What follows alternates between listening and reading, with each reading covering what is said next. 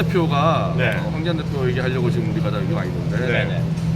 우리가 6월 4일 어제 기자회견하기 직전인 전날인 6월 3일 중앙일보와의 취임 100일 기념 인터뷰, 특집 네. 인터뷰에서 태블릿 PC에 대해서 사과를 했어요, 국민들에게. 네. 또 사과를 했습니다. 네.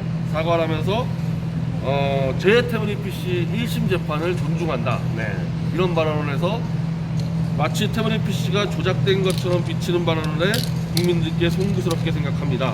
네. 이 발언을 해가지고 어제 그러니까 저는 그 중앙일보 난지 모르고 어제 JTBC에서 그걸 보도를 하길래 이걸 이제 인용보도했죠. JTBC하고 MBC가. 네. 아 MBC도 했어요? 네. 일단 제가 이 발언 내용 전에 황교안 대표가 전당대회 때 태블릿 PC를 거론해가지고 이슈를 했을 때 중앙일보가 그냥 어마어마한 그 보도를 했단 말이에요. 네. 우리 입장에서 볼 때는 중앙일보가 우리를 의미하는 보도예요. 왜냐하면 태블릿 조작이 되지 않았다, 결정나지 않았는데 중앙일보에서는 그냥 다 결정났다, 조작이 아닌 걸로 밀어붙여서 네. 왜곡 허위보다란 말이에요, 우리 입장에서는. 그래서 네. 언론중재에서 붙어 있어요, 언론중재위에서 문제로. 네. 근데 그런 중앙일보의 황교안 대표가 100일 특집 인터뷰, 그러니까 중앙일보 단독 인터뷰입니다. 거기에 나가서 태블릿에 대해서 이렇게 JTBC와 네, 사실 중앙일보가 좋아하는 발언을 했다는 이게 얘기죠. 잘못된 게 JTBC랑 중앙일보는 한 회사잖아요. 네. 홍정도가 대표인 하나 회사인데 거기다가 그 태블릿 관련 인터뷰를 하면 사실 좀 문제가 있는 거 아닌가요? 그러니까 이게요, 제가 이제 성명서에도 썼는데 네. 취임 100일 특집 단독 인터뷰를 중앙일보랑 했다는 얘기는 사전에 황교안 팀과 중앙일보 팀이 접촉을 해가지고 논의했단 말이에요. 분명히 그럴 수밖에 없죠. 그 얘기를 하도록 하죠. 그래서 하기로 했겠죠. 당연히 태블릿 PC에 대해서 네. 이미 발언을 정하고 인터뷰가 들어갈 수밖에 없지 않습니까? 네. 그러니까 지면을 다 줘서, 왜냐하면 황교안 대표 입장에서는 중앙일보가 어떻게 보면 막 보복을 한 거예요. 너 태블릿 입 열면 죽어. 얻어 터졌는데 이거를 무마시켜주고 이제 100일 기념으로 특집으로 인터뷰 주면서 더 이상 이걸로 공격 안 하는 대신에 너는 태블릿 대해서 우리 입장 동의해. 이건 거래래요, 이 거래. 이건 뭐 우리가 다 뻔히 알잖아요, 언론 짬밥 먹은 사람은. 네. 그러니까 이건 사실 거래형 뭐 인터뷰 아닙니까? 하다못해 뭐 조선일보나 동아일보랑 인터뷰한 그좀 것도 낫죠, 이건. 중앙일보랑 인터뷰한 건 좀 약간 이건 관계가 완전 다르죠. 조선이나 중앙이나 하는 거는. 네. 그래서 사전에 이거는 태블릿 PC 관련 추악한 거래를 했다, 황교안 대표하고 중앙일보하고. 네. 이 그림이. 그래서 아니면 아니라고 얘기해라 이거예요. 사전에 어떤 논의 했는지. 네. 들어갔던 거고. 내용 자체도 저는 태블릿 PC 1심 판결을 존중합니다. 제 재판. 변희재 재판의 1심 판결을 왜 자기가 존중합니까? 재판 두고 왔어요, 한 번이라도?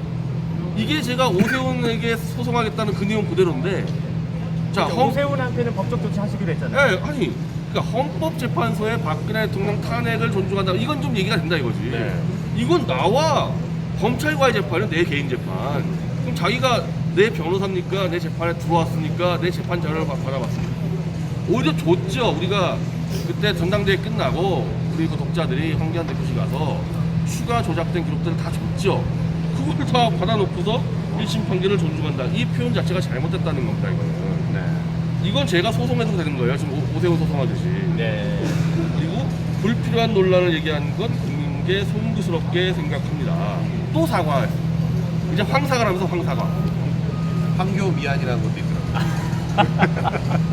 모르겠습니다. 자, 그래서 제가 이건 묻자고 하는 얘기예요. 네네네. 성명서라기보다는 지금 오늘 이제 황교안 대표실에다가 네. 내용 증명을 보냅니다. 이 내용 증명을 보내서 여기 대해서 똑바로 답변 안 하면은 네. 추가 조치 들어간다. 네. 오세훈하고 똑같은 조치를 들어갈 거예요. 그래서 네. 이건 정치가 문제가 아니라 2심 재판을 하고 있는 제로서 당연한 방어권이거든요. 네. 제1야당이자 현재 보수의 리더잖아요. 네, 그 그렇죠. 사람이 이건 JTBC가 맞다고 선언한다는 게 내 재판에 얼마나 심각한 침해하냐는 겁니다. 네. 이거 반드시 이거는 정정을 할 겁니다. 네. 그래서 실제로 그 오세훈에 대한 법적 조치 계획은 어떻게 되시나요? 아니 원래는 네. 오세훈에게도 네.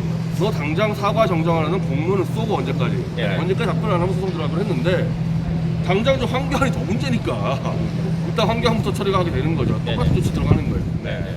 그래서 이거를 지금 6월 14일 다음 주 금요일까지 황교안 대표가 정정 사과하지 않으면 소송 가는 수밖에 없어요. 네. 내가 재판에서 권익을 찾기 위해서 소송 가는 수밖에 없는 거예요. 내가 요구하는 게 별거 아니에요. 그냥 읽지 않고 그냥 설명을 할게요. 차라리 방송이니까. 자, JTBC의 태블릿이 조작됐다는 의혹 제기했다는 이유로 저는 사전 구속됐습니다. 네. OECD 국가에서 유일한 언론인으로 유일하게 사전 구속됐는데 그게 정당하다 생각합니까, 황교안 씨는? 네. 17,000명이 명예훼손으로 처벌받는데 거기서 대한민국에서 딱 3명이 사전구속됐는데 그중에 언론인 저 한 명입니다. OECD에서 저 한 명이에요. 이런 문재인의 법원과 검찰의 사전구속 행태가 좀 정당하고 존중한다는 얘기입니까 이거?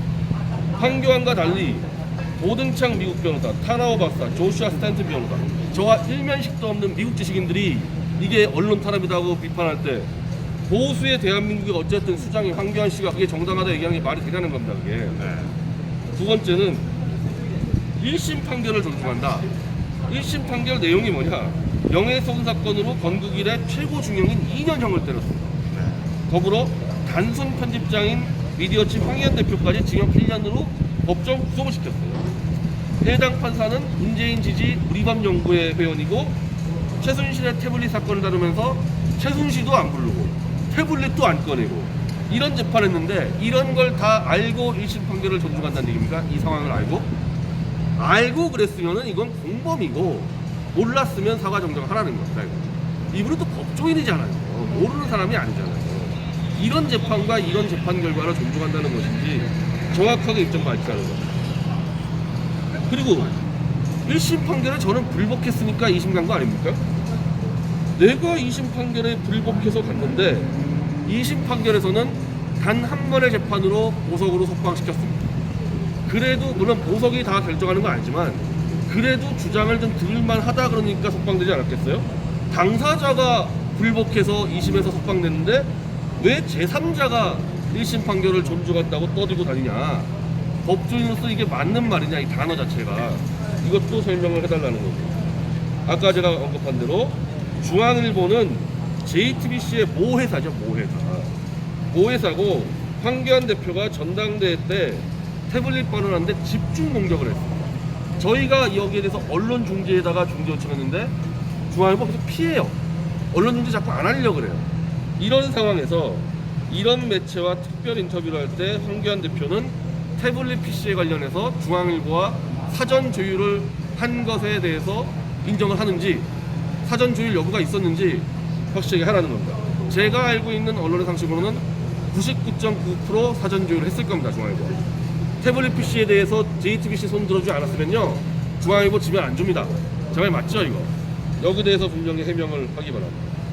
네 번째가 이제 제가 자꾸 주장하는 현재와 미래 얘기인데 황교안 대표는 박근혜 대통령으로부터 법무장관 총리 자리를 받은 인물입니다.